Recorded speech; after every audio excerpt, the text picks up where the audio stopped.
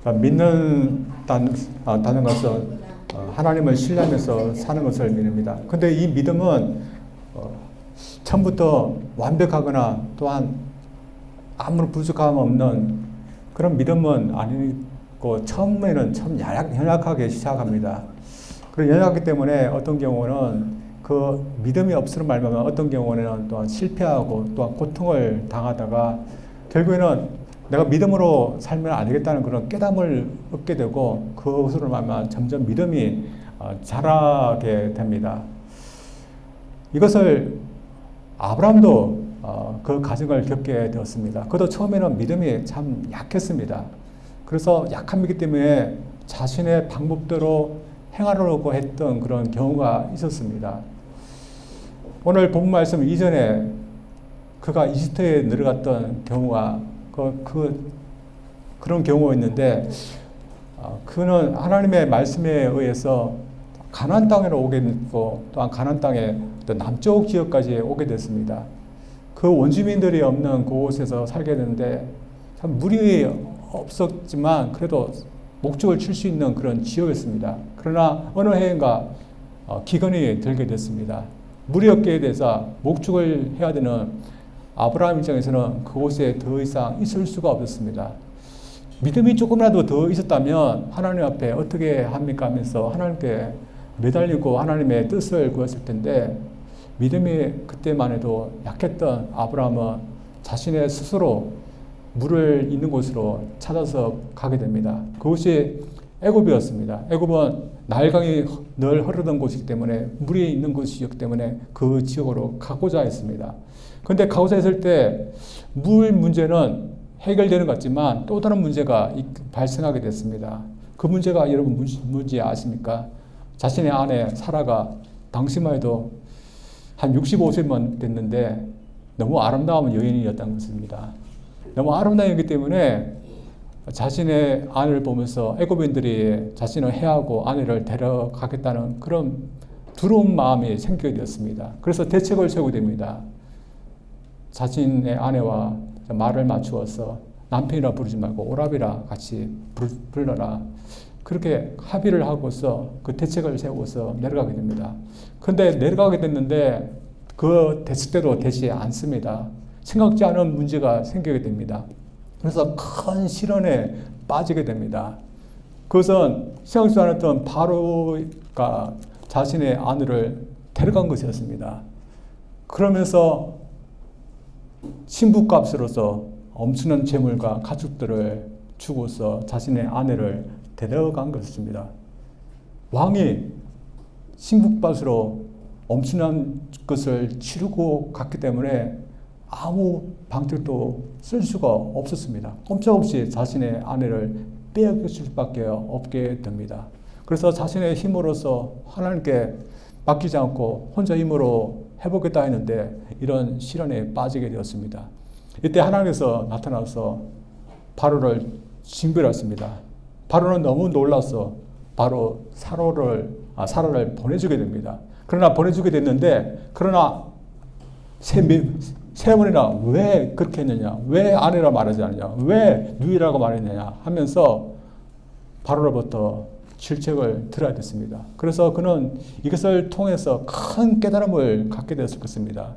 하나님을 신뢰하지 않고 이렇게 살면 이렇게 되는구나. 그런 큰 깨달음을 갖게 됐을 것입니다. 그래서 그가 다시 가나안 땅으로 올라오고 다시 역순으로 올라가게 됩니다. 예비로 올라가게 되고 그리고 베들로 올라가게 됩니다. 그러면서 다시 하나님만 신뢰하겠다는 그런 다짐을 하겠다 하면서 베들에 이르러서는 하나님의 이름을 거기서도 다시 부르게 됩니다. 그래서 그의 믿음이 조금 더 성장하는 그런 기회가 되었을 것입니다.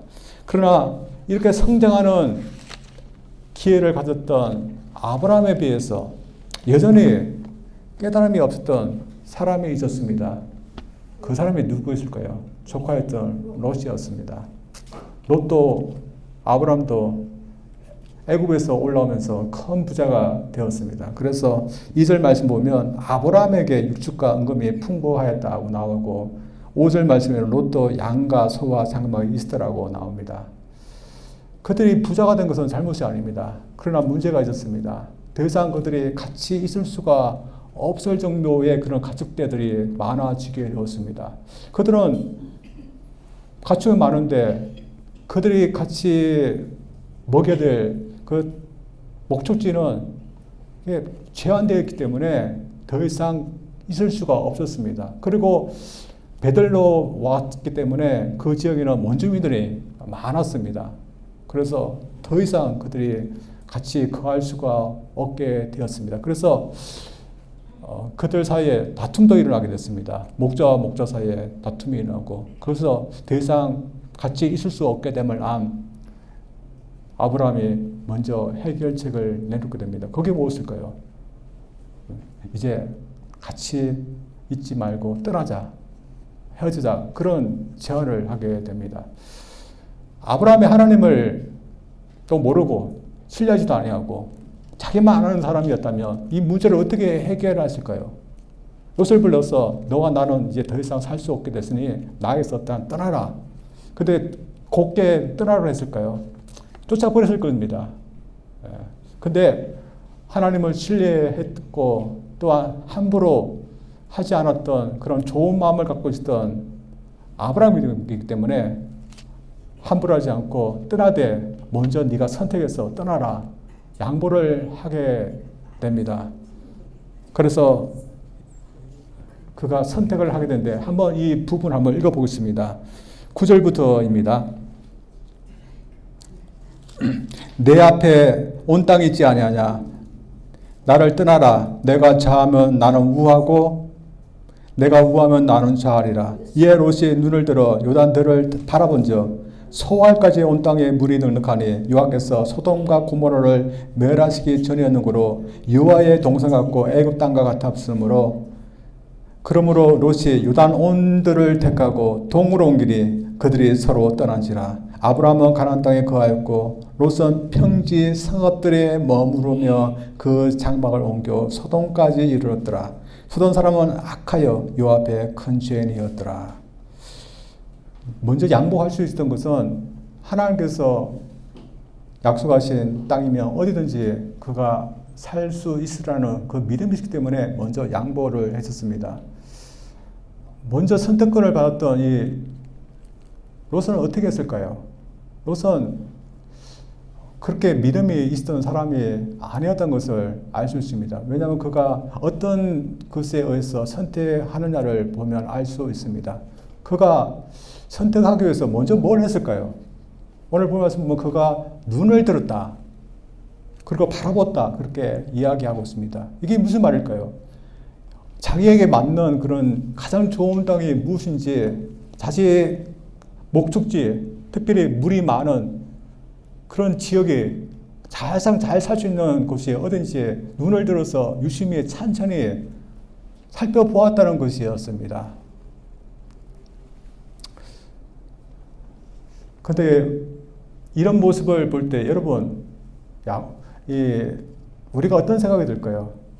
참 롯이 예의 없는 사람이다, 예의가 정말 없는 사람이다, 그런 생각이 들 겁니다. 그가 조금이라도 예의가 있는 사람이 어떻게 했을까요?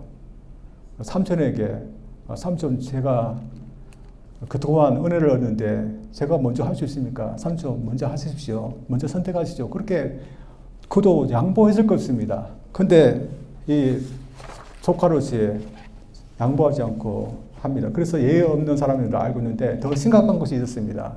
그는 하나님을 전혀 고려하지 않았던, 믿음이 없었던 것이 더 큰 문제였습니다. 여러분, 우리가 만약에 떠나게 되었고 또한 떠날 곳을 우리가 선택해야 된다면 우리 같으면 뭐부터 먼저 할까요?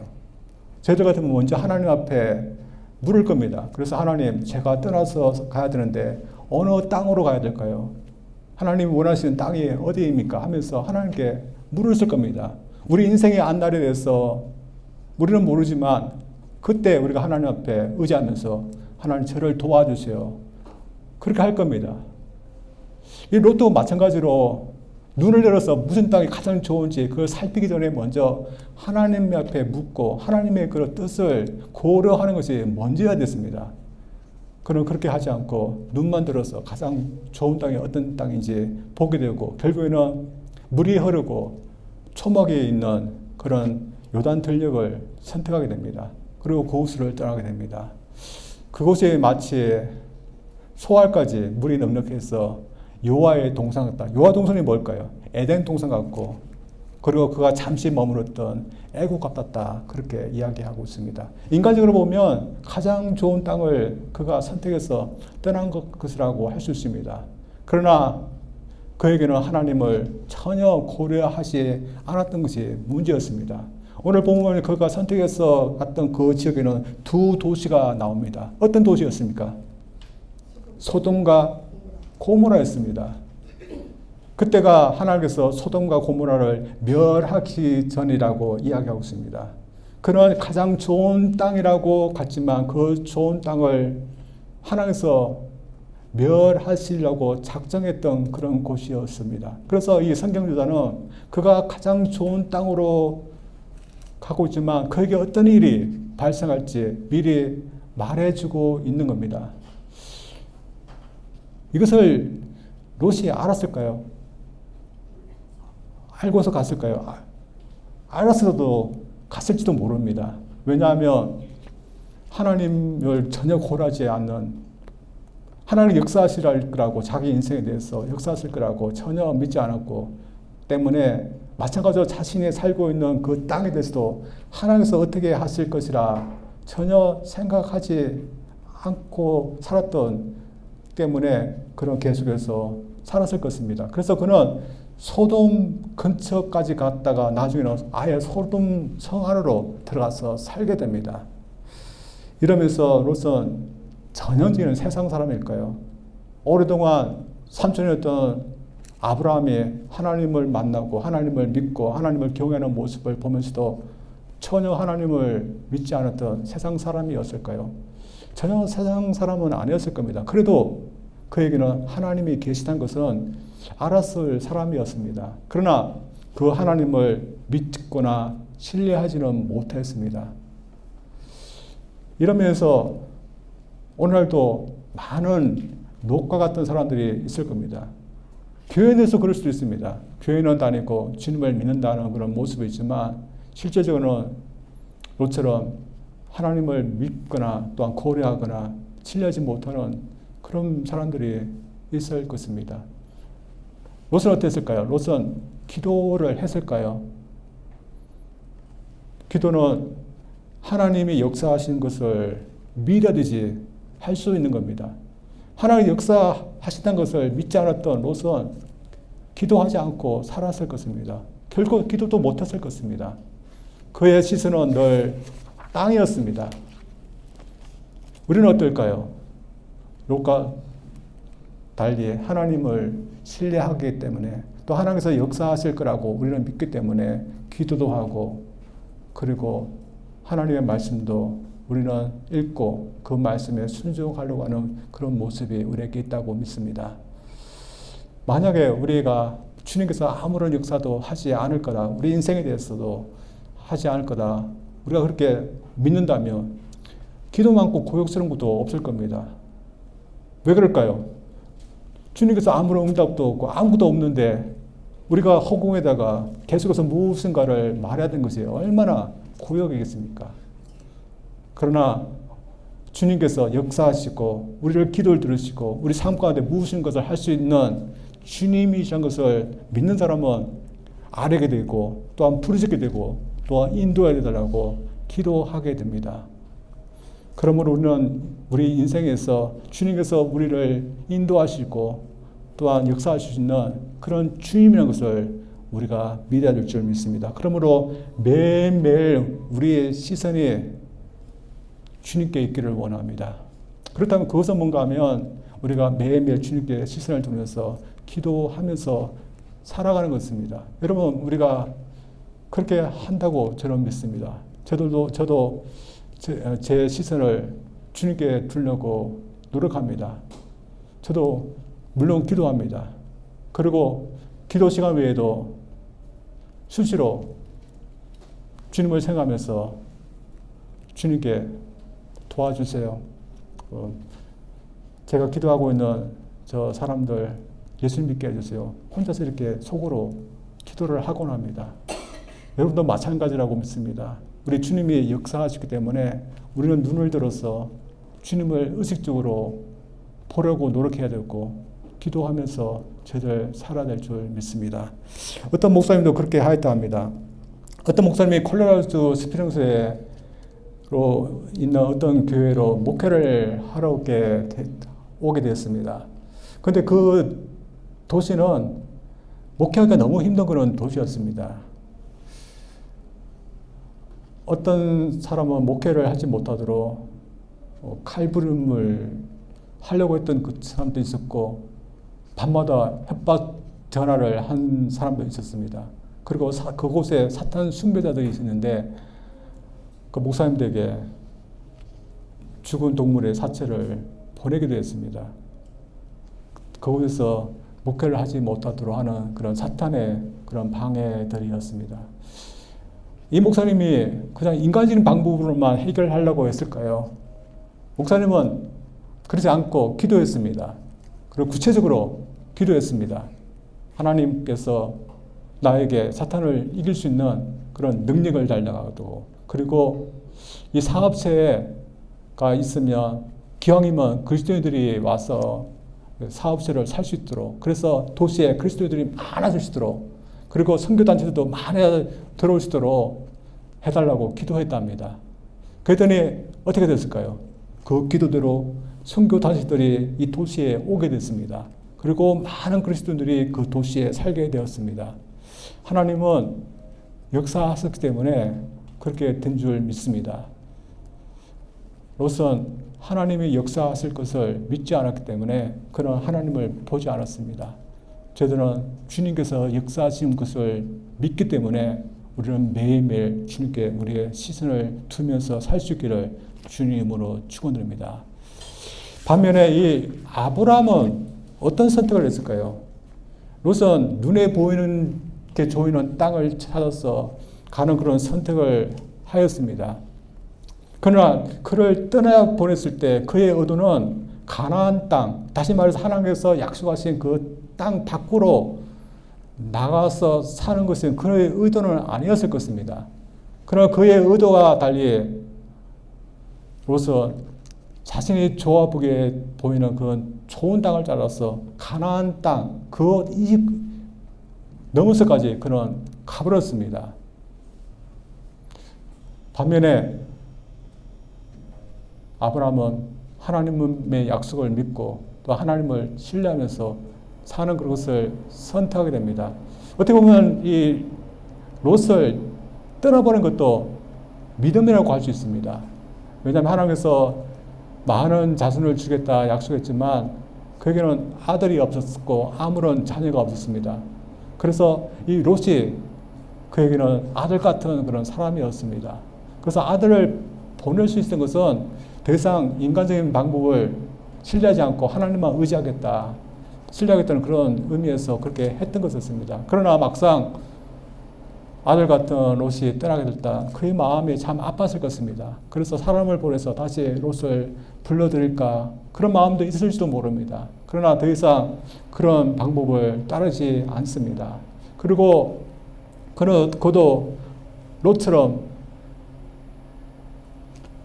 자신이 보기에 좋은 땅을 찾아서 떠날 수도 있었습니다. 그래서 가나안 땅이지만 더 좋은 땅을 찾아서 롯처럼 떠나볼 수 있는데 하나님께서 약속을 하셨기 때문에 하나님을 믿고서 그 땅에 계속 남기로 하게 됩니다. 우리는 이 선택에 대해서 어떻게 생각할까요? 과연 그는 바른 선택을 했을까요? 우리는 그의 그런 앞날을 이미 알고 있기 때문에 그가 바른 선택을 했다고 저희들은 알고 있습니다. 그러나 아직 앞날을 모르고 있는 아브라함은 자신의 앞날에 자신의 선택에서 어떤 결과가 일어날지 아직 모르는 것입니다. 그럼에도 불구하고 그는 하나님을 믿고서 하나님을 신뢰하겠다는 그런 선택을 하고서 그 땅에 남게 됩니다. 그래서 하나님께서 다시 나타나서 그에게 재차 약속을 하셨습니다. 그 약속을 봅니다. 14절부터입니다. 롯이 아브람을 떠난 후에 여호와께서 아브람에게 이르시되 너는 눈을 들어 너 있는 곳에서 동서남북을 바라보라. 보이는 땅을 내가 너와 내 자손에게 주리니 영원히 이르리라. 내가 내 자손으로 땅에 티끌 같게 하리니 사람이 땅에 티끌을 셀 수 있을진데 내 자손도 세리라. 너는 일어나 그 땅을 종과 행으로 행하여 보라. 내가 그것을 내게 주리라. 이에 아브라함이 장막을 옮겨 헤브론에 있는 마물의 상수리 숲으로 이르러 거하며 거기서 유아를 위하여 단을 쌓았더라. 하나님은 아브라함에게 나타나서 눈을 들어서 너 있는 곳에서부터 동서남북을 바라보라고 하였습니다. 그리고 땅의 티끌을 보여주면서 너의 자손도 이 티끌처럼 크게 될 거다, 많게 될 거다 그렇게 말씀하셨습니다. 하나님께서 왜 재차 이런 약속을 왜 하시는 것일까요? 하나님은 아브라함에게 큰 일을 하시겠다는 그런 의미로서 재차 약속하신 겁니다. 롯에게 롯이 생각했던 것과 정반대의 그 생각을 주님 하나님께서 말씀하시는 것입니다. 롯은 하나님께서 어떤 것도 할 수 없을 거다. 그렇게 생각하면서 아뢰지도 않고 의존하지도 않고 믿지도 않았지만 하나님은 아브라함을 위해서 큰 일을 하나님께서 하시겠다. 그런 말씀을 하셨던 것입니다. 그래서 하나님께서 큰 일을 하실 것이기 때문에 미리 보라고 했습니다. 그래서 미리 아직은 그의 땅이 아니지만 그의 땅이 될 땅을 한번 보라고 했습니다. 그래서 동서남북을 보라고 했습니다. 그리고 그 땅이 되고 그의 자손이 될 땅을 한번 종과 행으로 걸어보라고 했습니다. 그래서 이 아브라함은 하나님의 명령에 따라서 믿음의 눈으로서 그 땅을 보았을 것입니다. 그리고 이 땅이 내 땅이 될 것이라는 그런 믿음으로 한번 걸어보았을 것입니다. 그리고 그는 헤브론으로 올라갔습니다. 거기서 거하게 됩니다. 그가 어떤 마음으로 올라가고 또한 거기서 살았을까요? 아직은 아니지만 그러나 하나님께서 나에게 주신 땅이다 하는 그 믿음으로 가지고서 그런 곳에서 살게 되었을 것입니다. 그 후에 어떻게 됐을까요? 하나님께서 약속을 지키시고 역사하셨을까요? 하나님은 약속을 지켜서 여호수아 때 정말로 아브라함의 자손의 땅이 되었습니다. 그리고 지금도 영원히 아브라함의 자손의 땅이 될 거라 하는데 지금도 어떡할까요? 지금도 보면 이스라엘 사람들이 그곳에서 땅을 차지하고 있는 것을 저들 보게 됩니다. 하나님은 우리 인생에도 무엇을 바라보라 할까요? 많은 사람들이 수평적인 관계에 있는 것들만 보게 됩니다. 수평적인 것에 그에서 모든 것이 좌우된다면서 봅니다. 그래서 땅이든지 아니면 재물이든지 또한 건강이든지 사람이든지 친구든지 그것에 의해서 우리 인생이 좌우된다고 합니다. 그래서 많은 재물이 있고 친구가 있고 또한 건강하고 또한 가족 식구들이 평안하면 내 인생도 잘 될 거라 그렇게 생각합니다. 그것에 의해서 내 인생이 잘 될 거라고 생각합니다. 그러나 우리 인생은 수직적인 관계에 있는 하나님에 의해서 우리 인생이 좌우됩니다. 왜냐하면 하나님은 우리 인생에 복도 줄 수 있고 화도 줄 수 있기 때문입니다. 그래서 그것을 믿었던 아브라함의 인생은 잘 되었습니다. 우리 인생도 마찬가지입니다. 주님께서 우리에게 복을 주셔야지 우리는 복될 수 있는 인생이 될 수 있습니다. 그리고 모든 인생도 주님께서 복을 주셔야 되지 복 받을 수 있는 그런 인생이 되는 겁니다.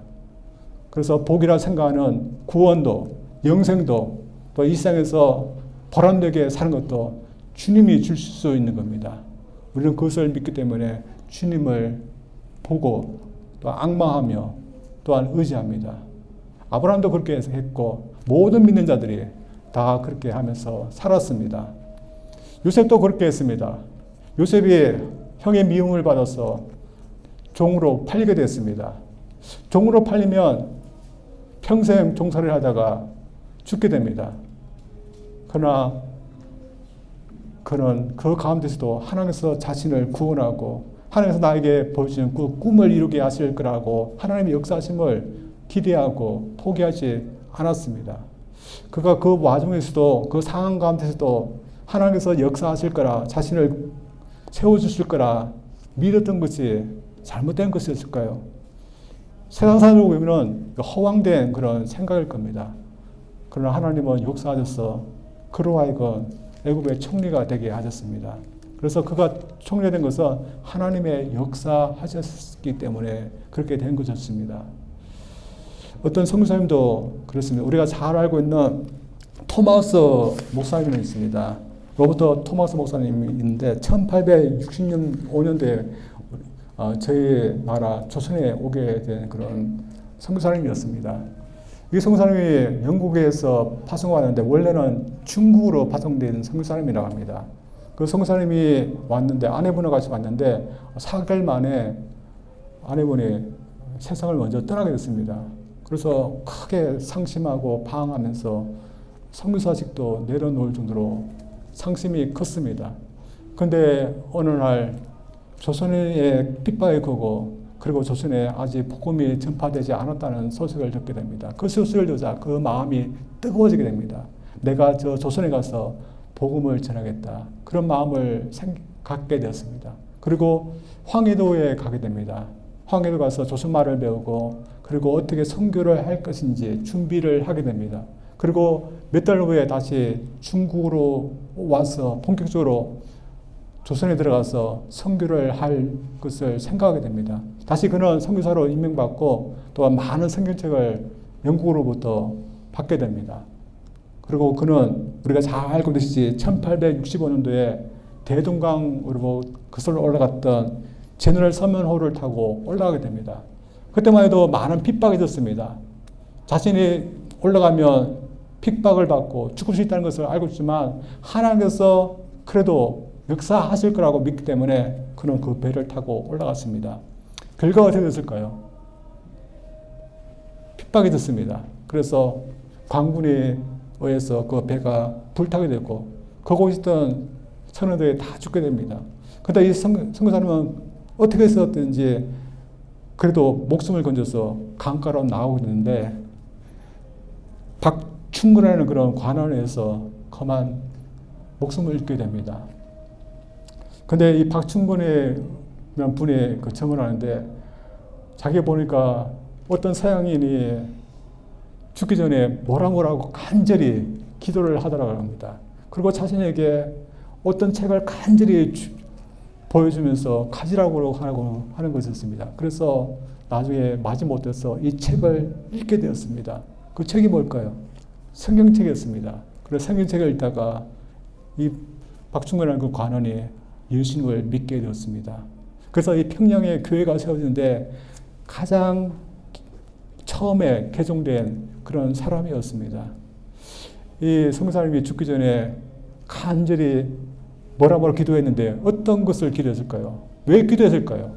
하나님께서 이런 상황 가운데서라도 하나님께서 역사하실 거라 하나님을 믿고서 의지하면서 내어 맡기면서 그런 기도했던 겁니다. 하나님을 의지하고 하나님이 역사하실 거라고 했더니 정말로 그 조선에 이 자신을 죽였던 이 사람을 통해서 평양에 교회가 세워지고 그리고 그곳에 평양의 대부흥운동이 일어나지 않았습니까? 오늘날 이 롯처럼 하늘에 하나님께서 계시고 또 하나님께서 역사하시는 것을 믿지 않고 바라보지 않는 사람도 있지만 아브라함처럼 하나님을 늘 의식하고 하나님에게 시선을 두면서 살아가는 사람도 있습니다. 우리는 매일매일 우리의 시선을 어디에 두고 살고 있을까요? 저들 어려움을 당할 때 또한 우리의 환경이 좋을 때 그 순간에도 우리의 시선은 우리에게 역사하시고 구원을 베푸시고 또한 우리에게 약속을 주신 우리 주님에게 우리 시선을 두면서 살아야 될 줄 믿습니다. 아브라함은 늘 그렇게 믿음의 시선을 하나님께 두면서 살았던 믿음의 영웅이었습니다. 우리도 그렇게 살 수 있는 믿음의 사람으로 살 수 있기를 주님으로 축원드립니다. 기도합니다. 하나님 아버지 감사드립니다. 롯이 선택하는 것을 보면서 전혀 하나님을 고려하지 않고 눈에 보이는 그런 좋은 땅을 찾아서 떠나는 모습을 보면서 참 안타까운 마음이 들지만, 반면에 환경이 좋지 않고 또한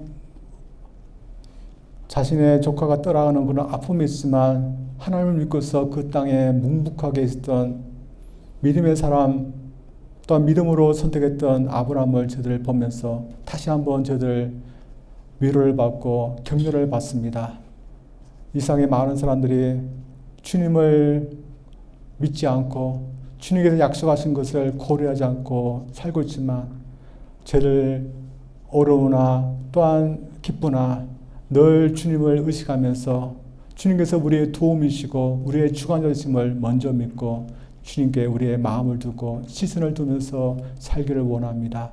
하나님 우리에게 믿음을 더해 주사 먼저 주님을 앙망할 수 있는 믿음을 허락하여 주시옵소서. 예수님 이름으로 기도합니다. 아멘.